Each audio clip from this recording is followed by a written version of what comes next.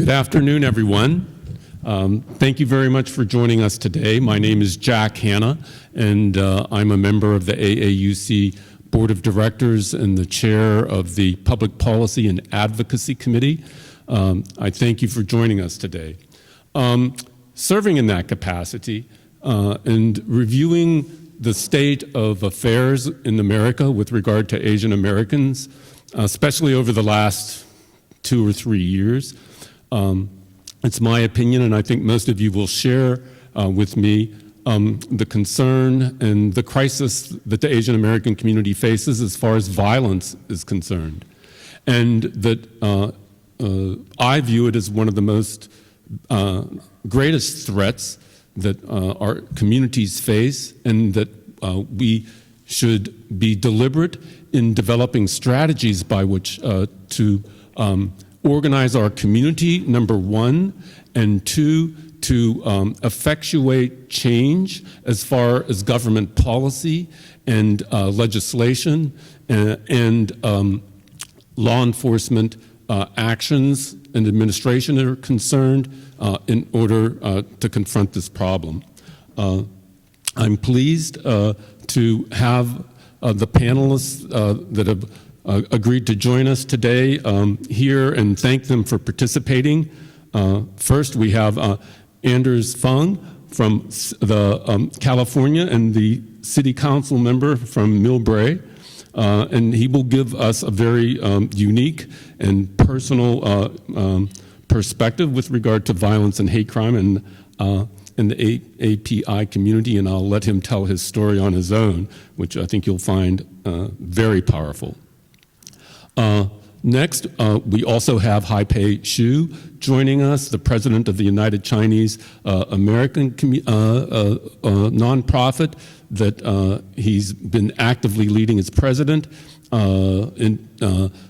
Hai-Pei has over 30 years of high-profile participation and involvement as far as public policy is concerned, having been one of the main promoters of the 1992 Chinese Students Protection Act. So his experience and knowledge and understanding is extensive, and he's been very effective at what he does. So with no further ado, I would like to Anders, turn the microphone and the platform over to you for you to tell your story, and thank you again for joining us. Ladies and gentlemen, it's good to be here. My name is Anders Fung, and City Council member from City of Millbrae, and can you hear me okay? Anders Fung, City Council from City of Millbrae, but more importantly, a member of the API community, just like every one of you here today. Yes, ma'am. Okay. How about this? Much better? It's good to be here. And that sentence to me has got new meaning today, because I may not have been here had I not survived a day in June 2022. I still remember that day where some of you might have, that I've spoken to, might have read it in the newspaper or seen it on television, that I was attacked on June 11, 2022 in San Francisco, Langs End, when 2 youngsters dropped a size of a shoe. It's a brick, concrete brick, almost that big, from 20 to 30 feet above, and drop it on my head. I was instantly knocked to the ground, bleeding from the head, yelling for help from my family, in a federal park, by the way. A very unique experience from that perspective, because you never thought, a walk in the park, for God's sake. I guess we all have to have a different meaning what walk in the park means. Many people come and ask what you think of this incident and why it happens to me. And do you believe these people have done this deliberately and to attack me personally? What I always tell people is, I can only offer you the facts, and everybody's going to have to draw their own conclusion as to what happened. But the truth of the matter is, on that day, when I was attacked, I was with my family. There's no question that I'm Chinese American. And then within the vicinity where all these heavy objects are being thrown down from 20 feet above by these two perpetrators, there is an Indian American family next to me with a little girl and a senior. So everyone within the vicinity of where all these heavy objects being thrown from above, they're on the ground. I want everybody to have a picture of it, who it is that is on the ground. And then everybody need to draw their own conclusion as to whether or not you believe this attack was racially motivated. Being there as it may, I'm thankful that the break hit me and not the little girl that's next to me, because I sustained a 2-inch lacerations on my head, 6 stitches. But that little girl, who is probably 6 or 7 years old, if it had landed on her head instead of mine, she may not have made it. And I always thought, what happened to me is not so much that those two perpetrators from 20 feet above tried to hurt me so much, but rather, I think God dropped that brick on my head just to wake me up. He didn't kill me with it, but he wakes me up so that I can do something for the Asian American, for the API community. And to tell everyone that these things are happening every day. It's not just on the 6 o'clock news. It actually happens. And it could happen to you and someone who you care about. It could be the person who's sitting next to you right now. And these things are real, and we need to do everything we can to stop it.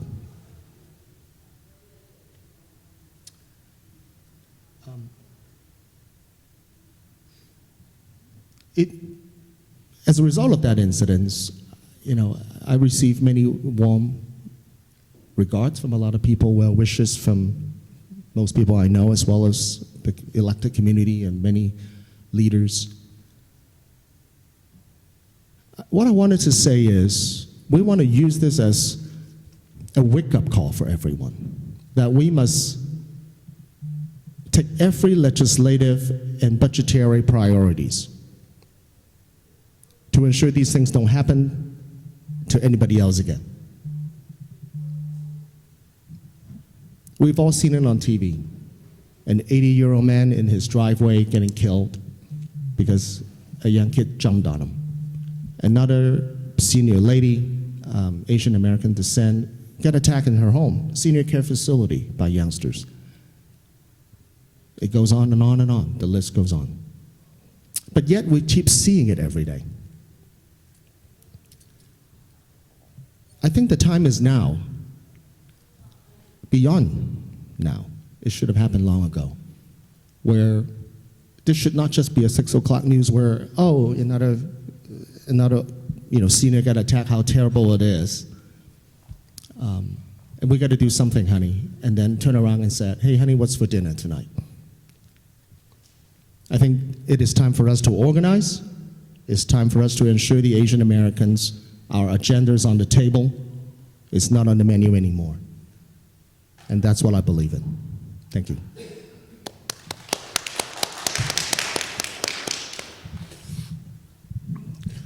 Thank you very much, Anders. And I just want to add a comment to the last statement that you made. That's the famous quote from Malcolm X, and we all have lessons to learn from our other communities that have been disadvantaged and disempowered throughout history, because that's the common heritage that we share with them and they with us. And Collaborating and developing alliances with all those communities is a very important, effective strategy that I suggest we employ, and I know many of you also agree.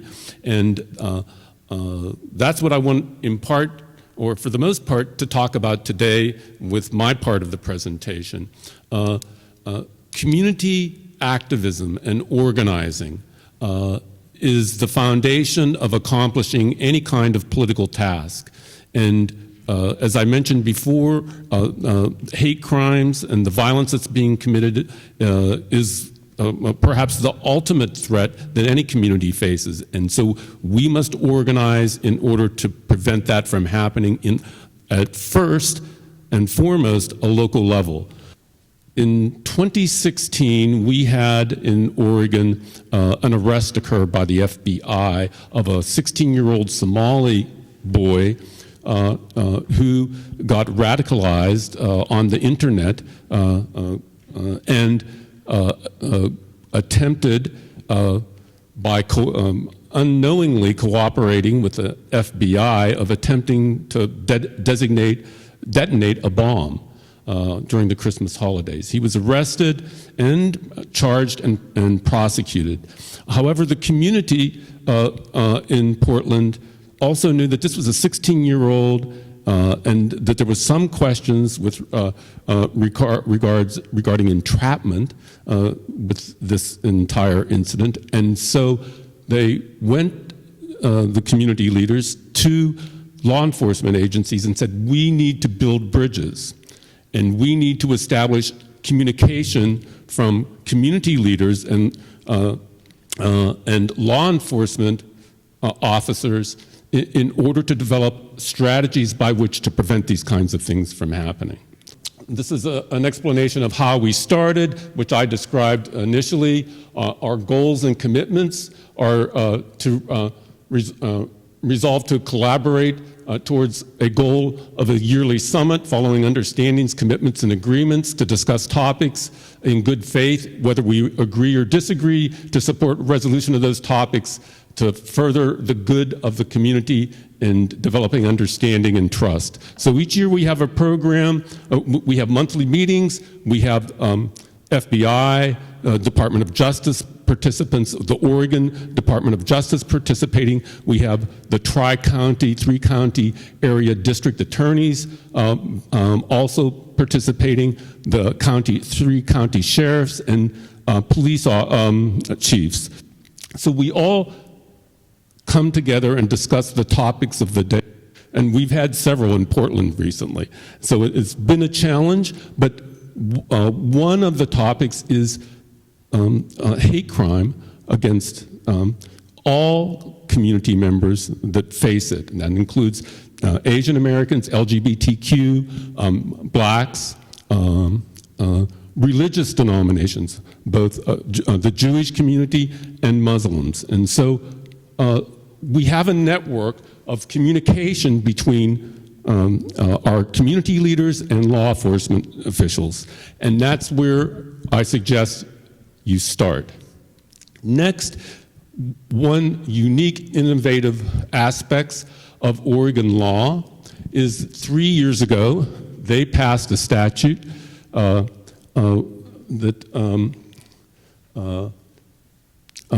more clearly defined the definition of what a hate crime is. And it refined it and set specific consequences, sentencing requirements that apply to anything that is a hate crime.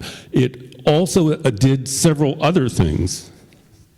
And let me just consult my notes here. It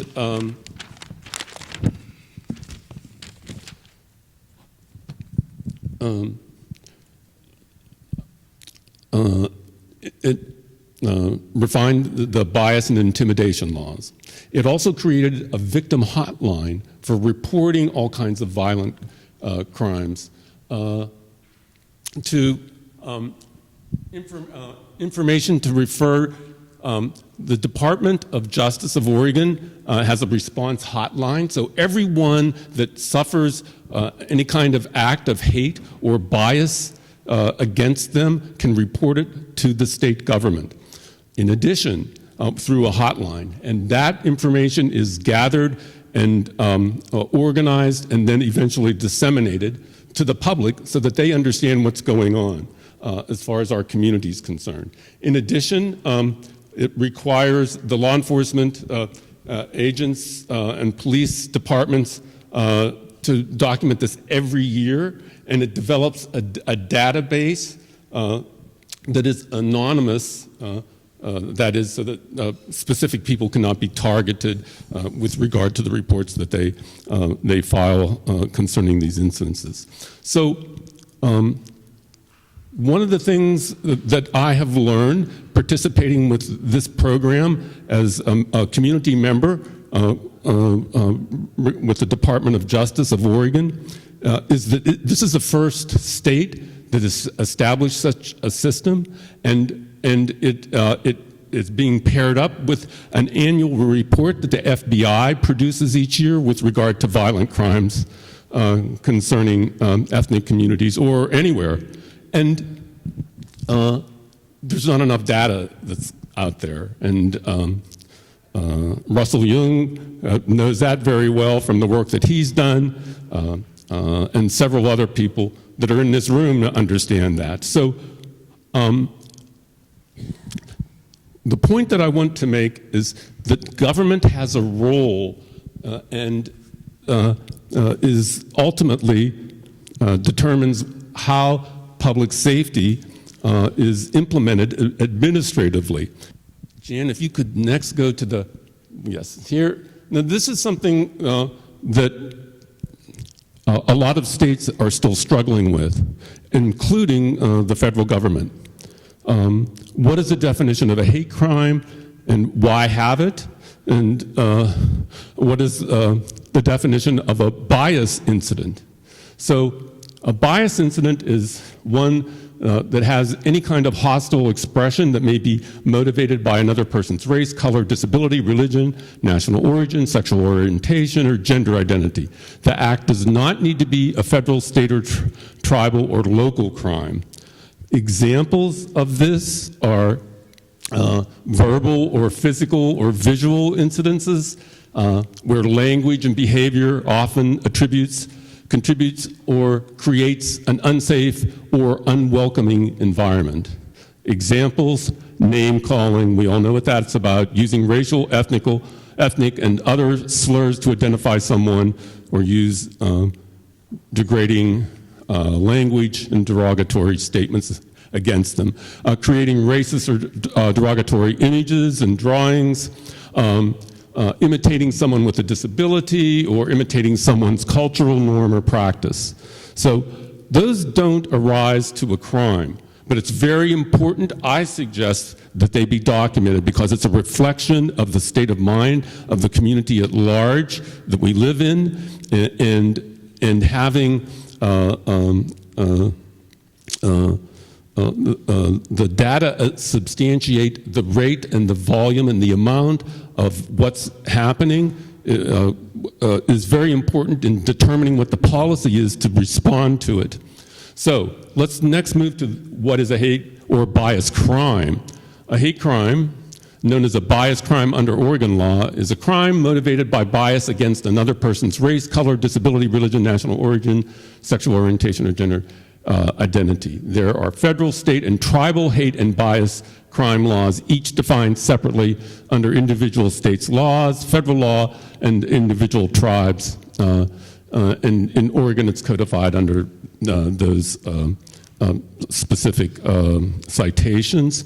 Bias crimes can be verbal, physical, or visual. Some examples include insulting, injuring, or even touching someone in an offensive manner because of their perceived protective class, whether that be race or religion, gender, etc. And examples and other examples include creating racist and derogatory graffiti on someone else's property, and threatening them physically with harm to themselves or their family. And so having a clear definition of what a hate crime is very important in order for there to be prosecutions of them. There have been instances in the past where the statute is not clearly defined what a hate crime is, and as a result, no consequences are suffered by the perpetrator. What happens when an act is characterized as a hate crime? A crime has already occurred. The hate crime portion of it describes what the motivation is, and that can be difficult at times to prove, but it's also very important. And once you establish that, then there is enhancement of the sentencing by which the perpetrator is prosecuted. And that sends a message publicly that there is going to be a consequence if you perpetrate a hate crime against one of those designated special categories. So next I want to show you some information with regard to Oregon's new statute and how it's a reflection of reality, no surprise. For 2020, we had a total of 1,099 total reports. The monthly average was 91.6. In 2021, we had 1,683 reports with a monthly average of 140.3. In 2022, thus far, we have 270 total reports with a monthly average of 135 per month. We have a dashboard on the website at the Department of Justice Civil Rights Division's website that provides a breakdown of all this different information. This is just some of the basics. This shows you where the incidents are occurring, or we don't know where they're occurring. We're refining and accumulating more and more information and obtaining a better ability as to how to analyze it and also disseminate the program's existence to the public in order to have more information obtained. That's one of the things that we are missing, that I think community involvement is important in focusing on. If many of these incidences are not being reported, it's a failure to recognize a problem that's within the community, and that's unacceptable. So what are we going to do with this information? We need to use the data to promote the issue of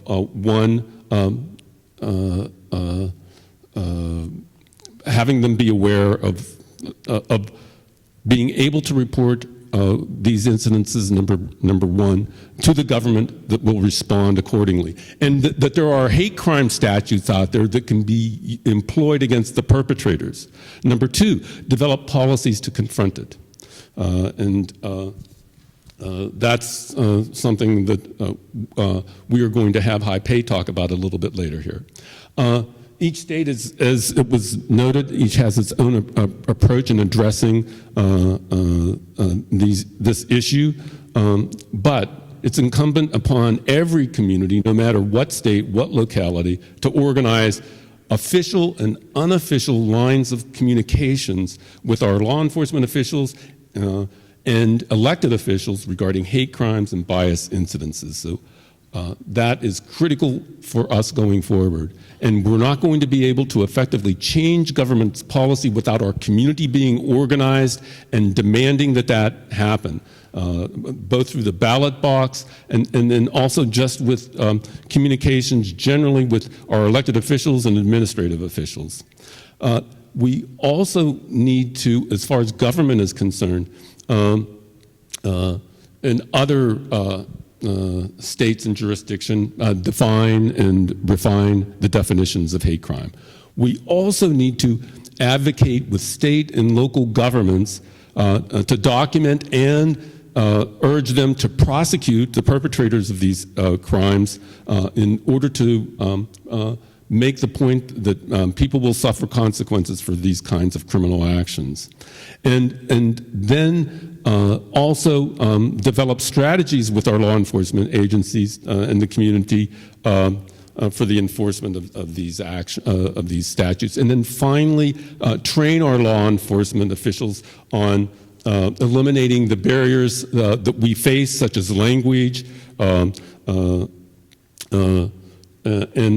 enforcement actions, and dealing with the community as far as the victims themselves are concerned.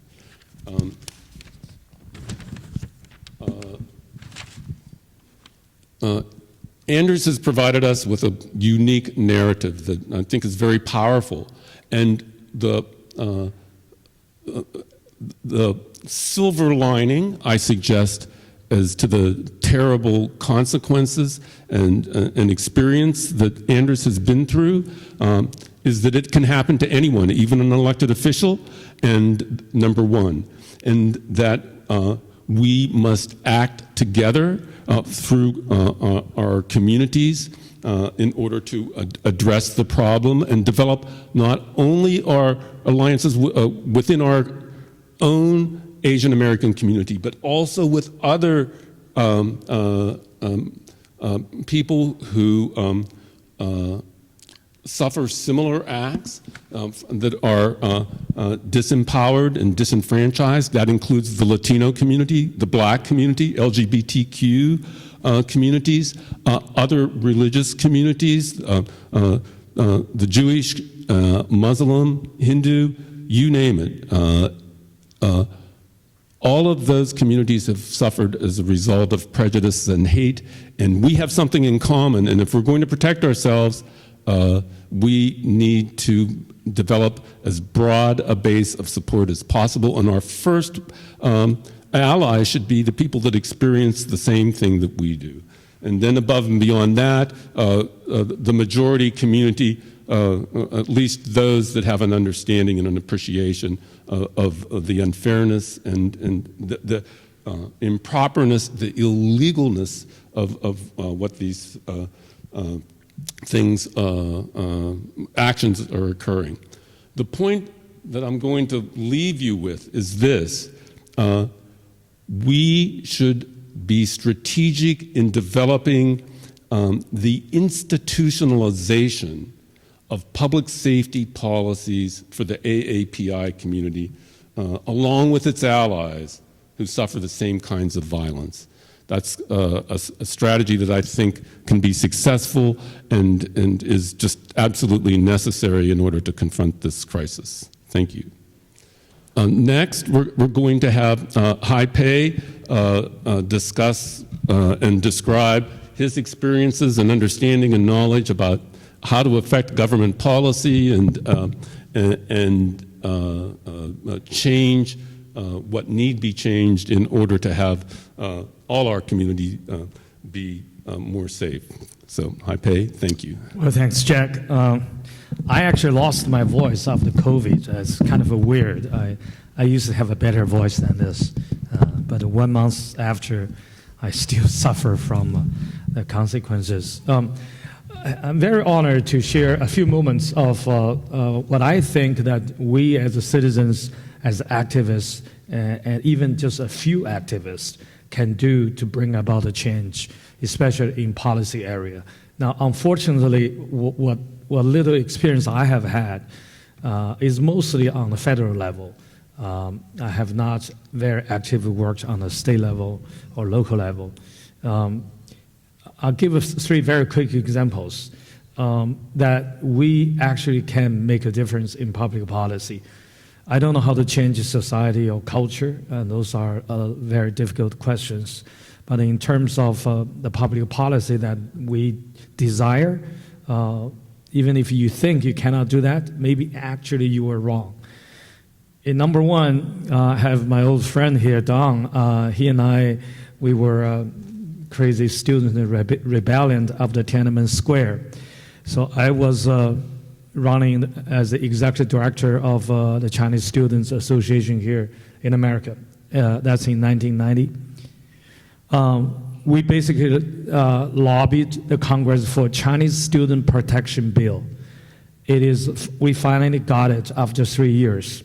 But that bill, that success is kind of irrelevant, but it is the most easy thing. So I don't want to dwell too much on that. People say, wow, you guys can lobby a congressional bill. I do think that's the first bill that is successfully lobbied by the Chinese community in American history, which allowed, the Congress allowed 60,000 Chinese American, legal or illegal or student, any Chinese in this country before a certain date.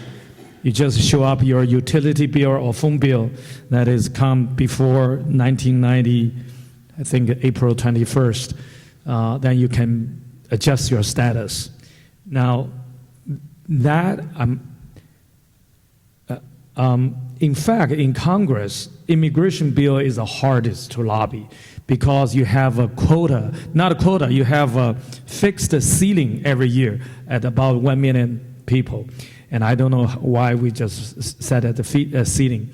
But, so anytime you have a new immigration bill, it's a fight within that 1 million people. And that's a very, very ugly fight. But the reason we got that is because the overwhelming sympathy of American people.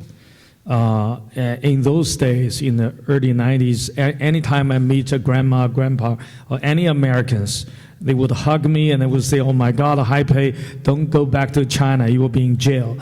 And that's the national sympathy for us, the Chinese students in those days. And not a single congressman ever dared to say no to this bill. So it's not quite relevant. It's we are very fortunate to have the blessing of American people's support. So, but that little experience somehow emboldened me from early 90s as a graduate student who just came to this country a couple of years ago. Still speak very broken English, as you can hear. I still speak broken English. And that emboldened me to do a few things later on. The next thing I can share with you is that we have heard the lunch speakers talk about the Chinese Exclusion Act.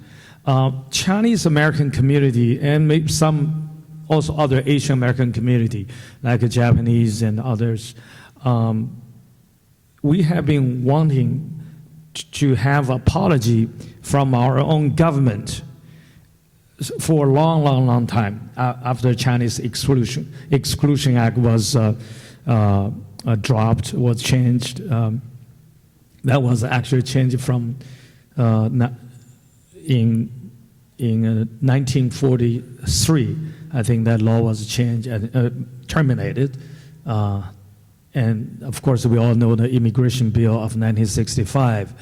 Now, I don't know, my question to that is, I don't know why nobody in our community has not lobbied on that apology before. It is still a question. I know that, for example, CACA, another called the Chinese American Citizen Alliance, they have passed a resolution asking U.S. government for apology, but somehow never got through to the Congress. I think I got a little bit emboldened because of my experience in 1990 to pass the Chinese Student Protection Bill.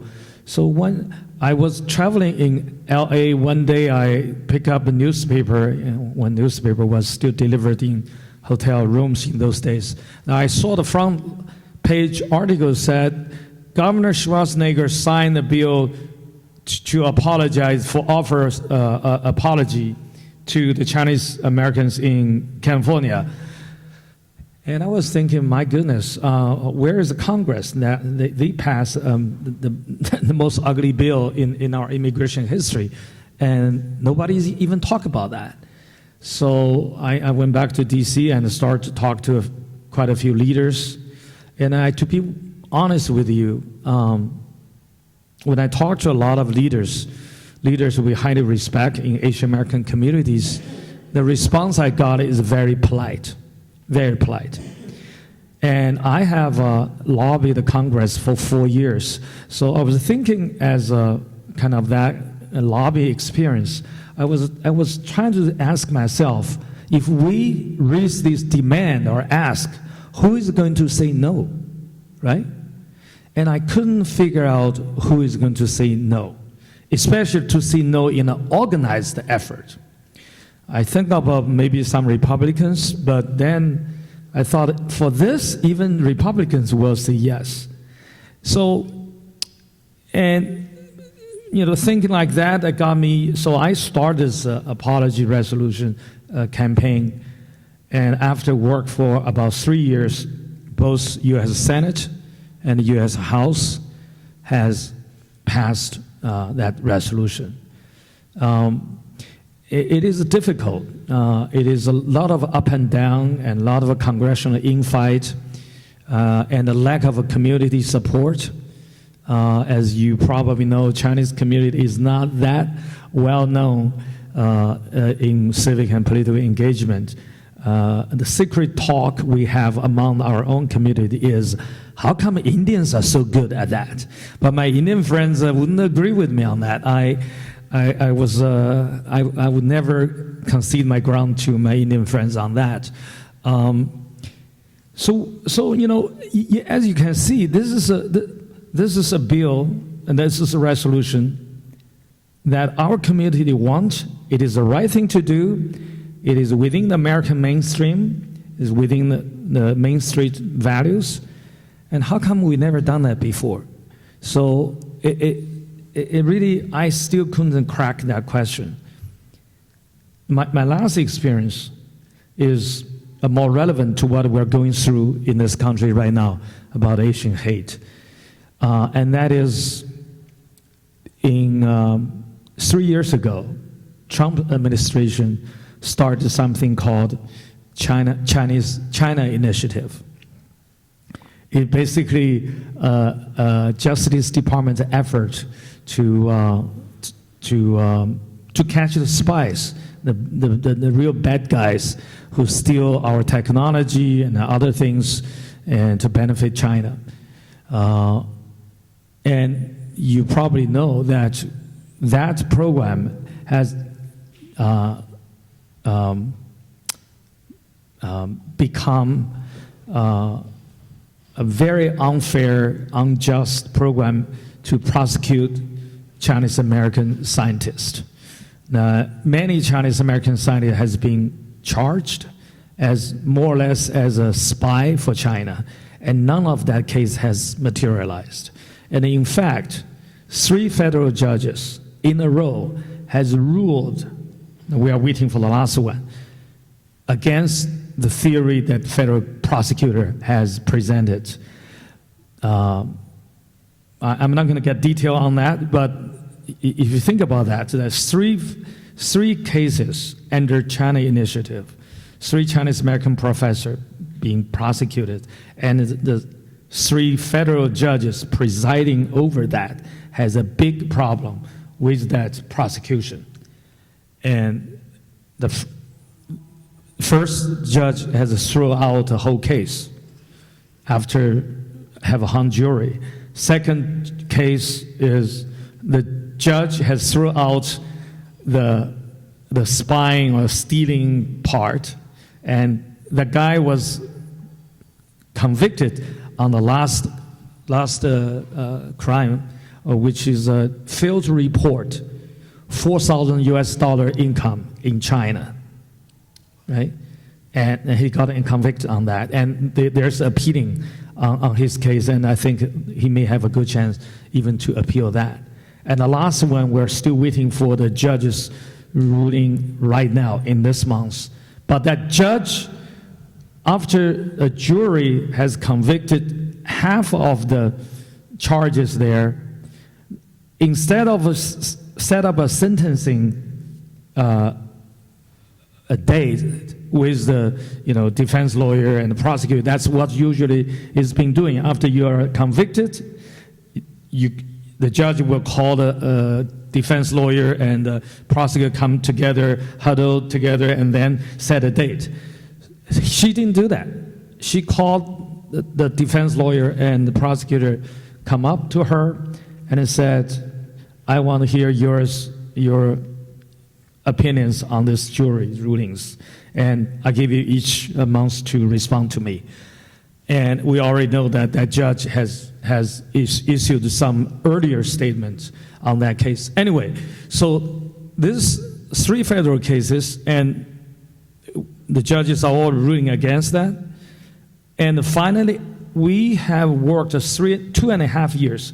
UCA, where I'm the president, we are one of the earliest, if not the earliest, to stood up and to say to U.S. government that please withdraw and please terminate China initiative. I want to tell you this is extremely difficult as a citizen's activity, especially from Chinese community. Think about that. This is national security. Very, very scary stuff. It is the Justice Department, right? And we are the Chinese Americans. We always have our loyalties being challenged or questioned all the time. And now we say stop or terminate China initiative. We even got people within our own community who are extremely unhappy with Chinese government to say, why you are doing this? Aren't you paid by the Chinese government doing this? So there's a lot of difficulties. I really even suffered from this mentally, not that you physically on that crime. But I want to tell you this. We started from our own communities, small organizations, little impact. But it is really like a biblical story that David against Goliath. After working 2.5 years, most of the civil organizations are with us. ACLUs and many, you name it. American Scientist Organization are with us. University organizations are with us. Asian American community are with us. And even, to be really honest, the newspaper, I really think, people would say newspaper are biased. I kind of agree because all newspaper reporting on these cases are supporting us. So the end story is that with Biden administration, finally they dropped it. So think about how hard it is. And think about, I know that when we're fighting against hate crime in your own city, in your own state, you will think it is so difficult. Some of these, criminals are, you have to prove their motive, you have to prosecute them. It's very tough. And how to change that? I don't have an answer. I think the two have a better answer than mine. But in terms of the necessary public policy, I do think, however difficult it is, my own conclusion is this. 3 things you should have to effect a positive change that you desire. Number 1, you have to have a right cause or a good story. I think Asian hate, we do have a good story and a right cause. Second, you have to talk to enough people, either through the media, through your network, or through building a very broad coalition. That is another necessary step. The last thing I think you need is to find 1 or 2 champions, in this case mostly politicians, to help your cause. And I think with all 3 cases I have talked about just now, we are fortunate to meet all those 3 criteria. And that may be the secret sauce for my little experience. Thank you. Yeah. Taipei, I think that's a great discussion, first of all. I really appreciated the story here. But listening to you, and there's a couple key takeaways, if I may. The first thing is, we continue to see the narrative of the Asians being picked apart from one ethnic group to another. And I think the key point here that I'm trying to bring about the awareness is that the Asian needs to come together.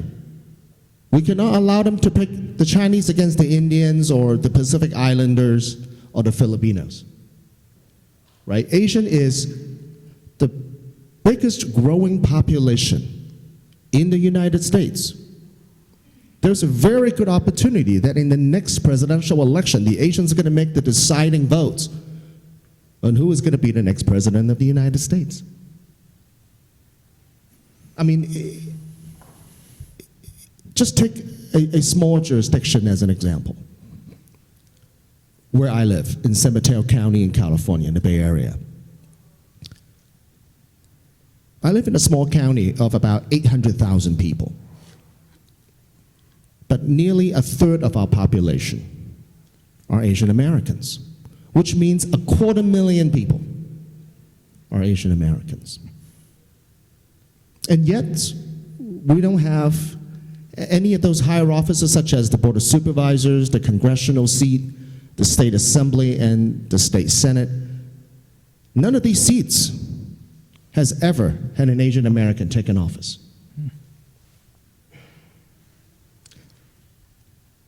Another thing, as I discussed, my personal attack a little earlier, a lot of people come to me and ask me this question, including the media, including other elected officials and other folks, keep asking me that same question.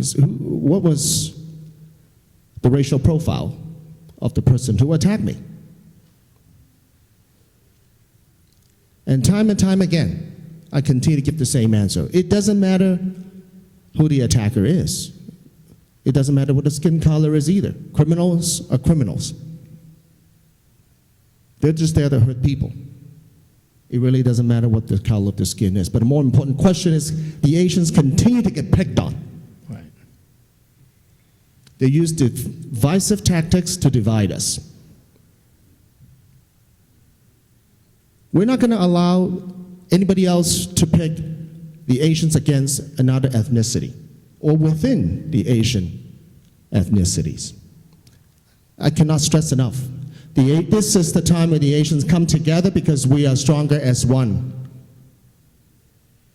And if we do come together to ensure that our agenda is on the table, we will win. That's it.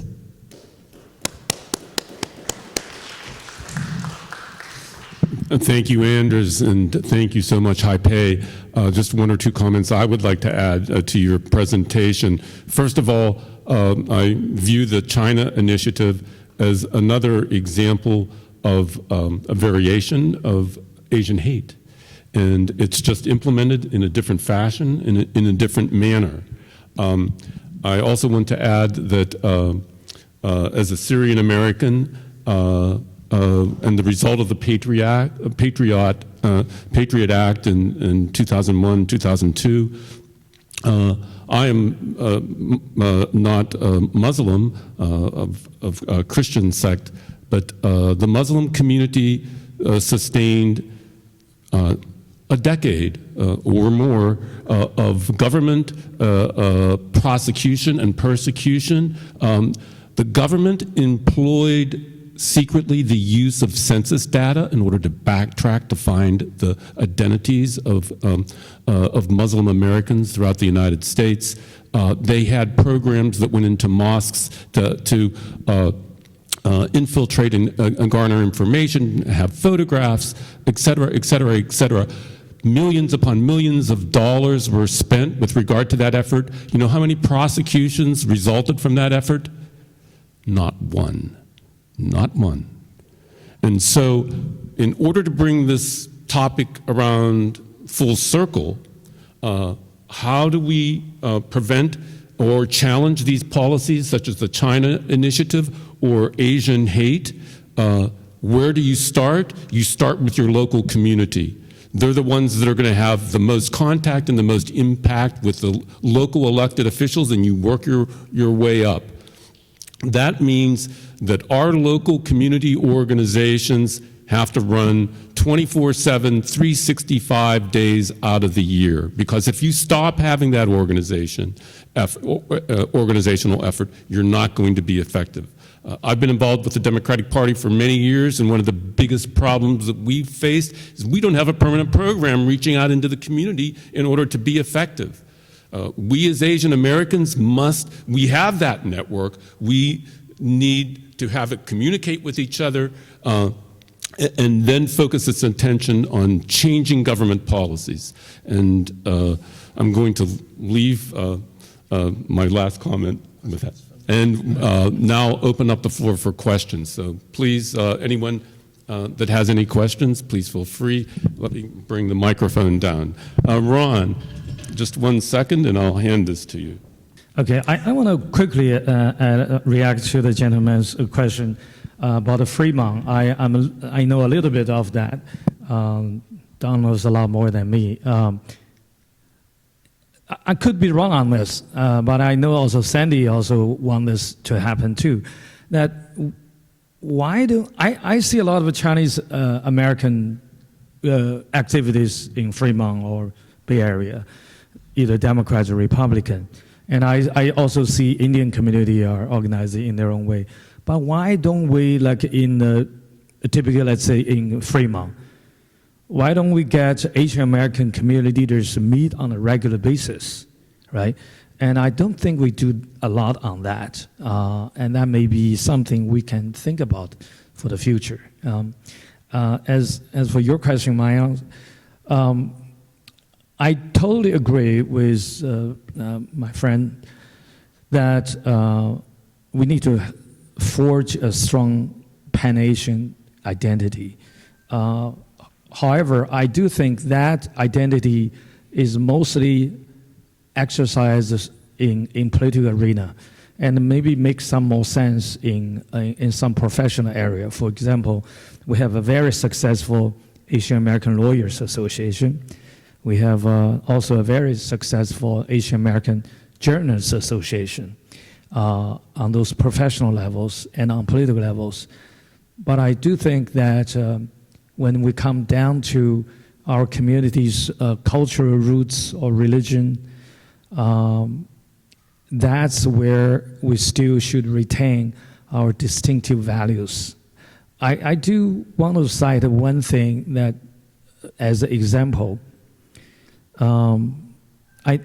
we all talk about how smart, how engaged, how strategic, how generous our Jewish brothers and sisters are, and which is very true. They are so much engaged in the political process.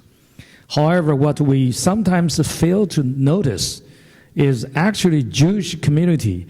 I talked this with Rajiv over the phone one night a long time, is half of their energy and organization also spend on how to, quote unquote, explore Jewish life. And think about that. Jewish Americans are 98% look like a white guy. Their religion is called Judeo-Christian, right? Not much of a difference, at least historically. And then, their culture, if you're Ashkenazi Jew, especially from Europe, your culture is also very strongly Western Europe. And even with all those similarities, they still spend so much time and efforts trying to find that extra meaning from their religion or from their way of life, right? And and try to bring that little extraness to this garden of American culture where every ethnic group can make some contribution. I think we should do more on that. Of course, I understand that Asian Americans are politically and we really way low at the bottom on political engagement, civic engagement. We need to do more on that on an urgent manner. But we, on the other hand, neither have we done a good job compared to our Jewish brothers and sisters on our own religion, our value, and the culture, that kind of things. It is, in my opinion, that not only involving the faith leader is relevant, it is actually important. It's imperative to do so. Personally, I have been involved in bringing together faith leaders and business leaders and members of our community in organizing one of our biggest voter drive and voter education on October 1st.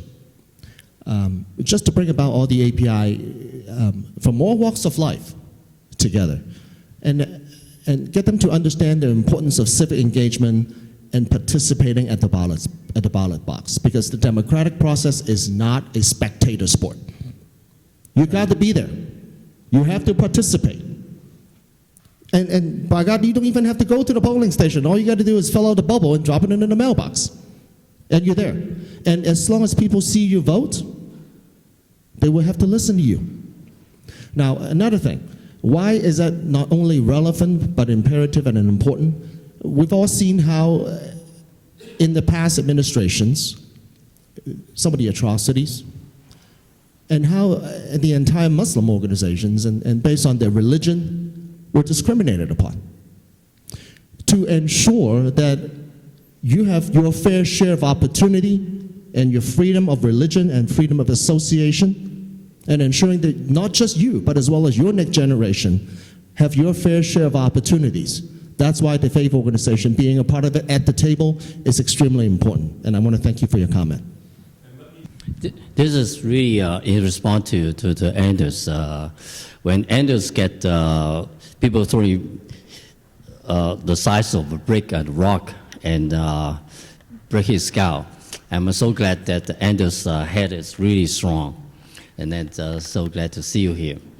The thing is this, we're talking about a lot of philosophy, a lot of approach whatsoever, however, it is did everybody, the whole society, all the people know about it. That means that a lot of things, the two things, the dissemination of the message and information and the education of the whole nation actually have to all work together.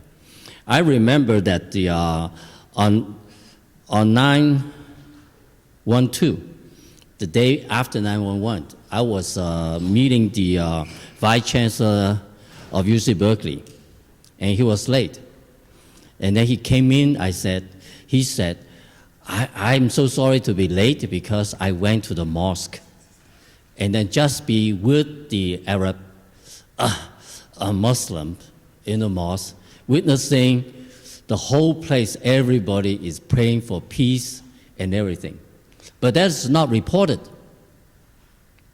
And then the public are not really think, if that, the positive thing about the Muslim care about peace and love for each other is not communicated.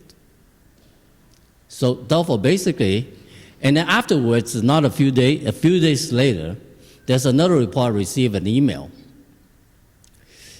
People are uneducated, not knowing better.